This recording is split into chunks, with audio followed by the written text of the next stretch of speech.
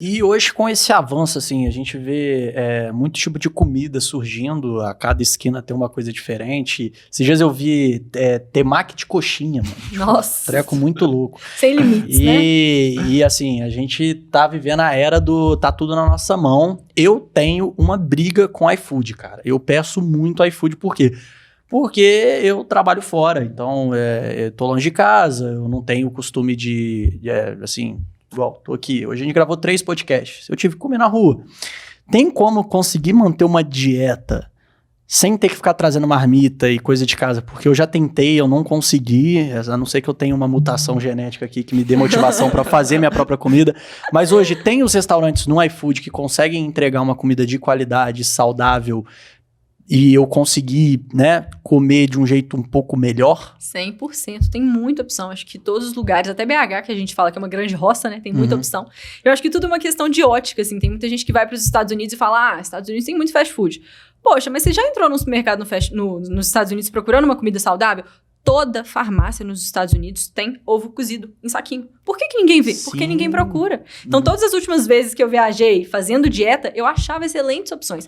É claro que os fast foods, eles são muito mais escancarados, são muito mais atrativos. É isso que eu ia falar, porque você entra lá no iFood, você vê isso, coxinha de temaki. O iFood não vai te mandar uma propaganda de uma salada, porque não sabe que não vai vender. Não vai vender. Esses então, restaurantes, eles são escondidos. Eles são escondidos porque a maioria das pessoas que estão na vida de dieta e se propõem a isso, elas fazem a própria comida. Então não é uma coisa tão vendável assim. Mas definitivamente tem como comer bem na rua, assim. Eu acho que os mercados mesmo estão se adaptando muito bem. Então, a gente vê hoje um tanto de bebida proteica sendo vendida, opções de fruta picada, tem assim, um monte de coisa que eu acho que depois me dá as dicas, não vai falar aqui porque não é publi e não tem ninguém pagando a gente, tá bom? Tem destaque no meu Instagram sobre isso. Tem destaque no Instagram dela aí, viu? Aí, ó, ela já fez as publi. Mas aqui não, aqui é só se pagar. Paga nós. Paga nós. Manda umas comidas pra gente... Comer durante o podcast. Comer durante o podcast. Não é comer falando faz mal, né? Falar enquanto come. Vai dar certo, não, vai dar certo. Acho que E, Paulinha, eu esqueci o que eu ia falar. Lembrei. Tem um mito muito grande sobre se é caro ou barato comer saudável, né? É caro ou é barato comer saudável? Porque você vê muito biscoito, assim, pagar R$2 num pacote de biscoito e mata a sua fome ali. Só que é alguma coisa mais saudável, que demanda um trabalho maior. Como que é isso aí? Para o seu caso, que acabou de me pedir opções práticas que não tem que fazer em casa, eu diria que é caro. Se a gente for 100% pro prático, e que é saudável, e que é proteico, e que é equilibrado, querer tudo por um preço barato, isso não existe. Então, assim, quando a gente vai buscar por opções boas e práticas, elas costumam ser mais caras. Mas nenhuma dieta precisa ser à base disso. E eu acho que é o pulo do gato, assim, as pessoas vão pra ideia de dieta, elas não pensam em ir pra cozinha domingo à noite e fazer a marmita dos próximos 3 dias. Elas pensam em ter que comprar as coisas prontas mais práticas do mundo, e aí sim é caro. Mas assim, tem uma outra questão também, você acabou de falar de iFood.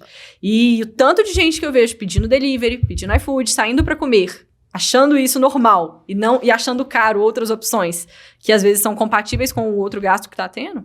Né? Às vezes a pessoa fazendo um planejamentozinho ali, ela consegue encontrar uma maneira mais barata de ser saudável. Mas a alimentação saudável, de fato, não é cara.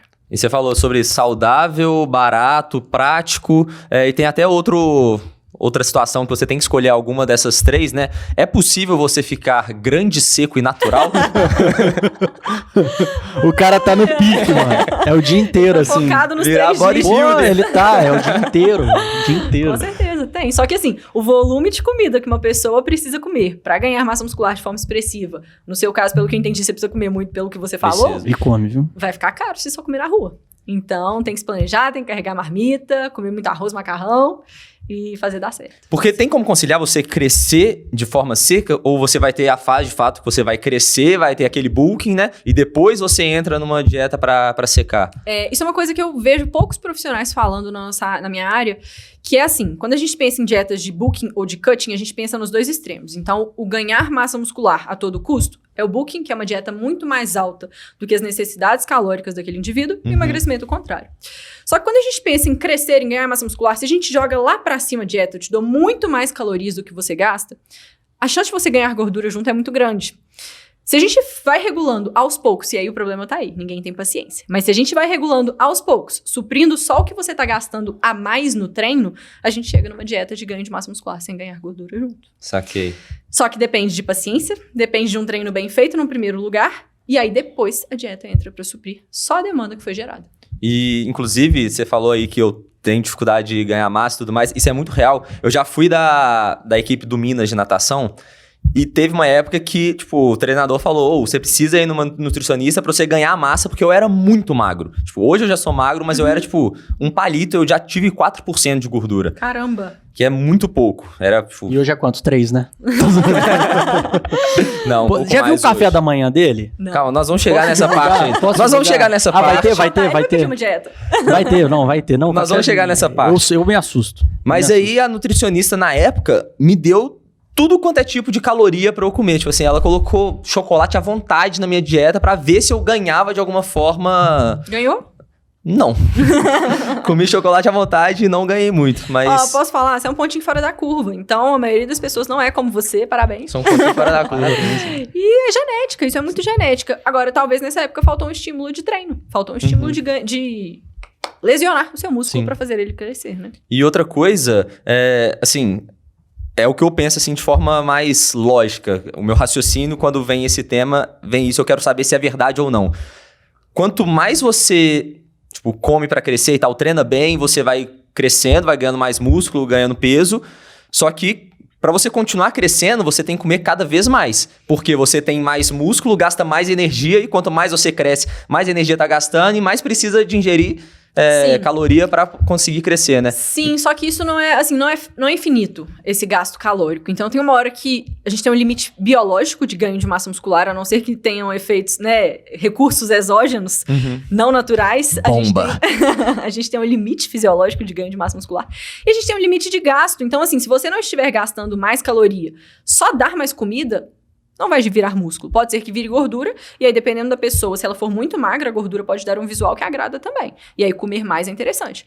Mas o músculo, ele gasta sim mais energia, mas não é dessa forma de vou comer, vou gastar e eternamente vou ter que comer mais. Uma hora isso Tem um cessa limite. também. Tem um limite biológico, com E você, como profissional da saúde, né, a gente comenta muito, a gente fala muito de marketing, né? Eu trabalho nessa área do marketing e eu sempre uso um exemplo, né? Que é o exemplo de você transmitir uma autoridade para o seu cliente. E eu sempre uso o exemplo do nutricionista. Eu falo, ó, se você... Lá vem polêmica. Vou mostrar para você aqui como ser uma autoridade. Pensa no nutricionista. Você vai no nutricionista que tá acima do peso? Você vai no nutricionista que tá lá, só come besteira e posta no Instagram? Você provavelmente vai escolher a nutricionista ou o nutricionista fortão, bombado, que é sarado, ou a nutricionista que é fortona, magrinha, sarada e tal. Isso realmente acontece no mercado ou já tem uma galera realmente que assim é fora da curva, os caras manjam muito de conhecimento e consegue, mesmo sendo meio, né, acima do peso?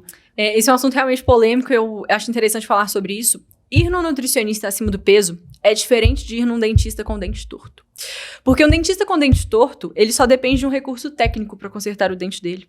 O nutricionista que está acima do peso, ele não depende da técnica do conhecimento dele para estar no peso adequado. Ele não depende da técnica do conhecimento dele para estar no shape forte, musculoso e tudo isso.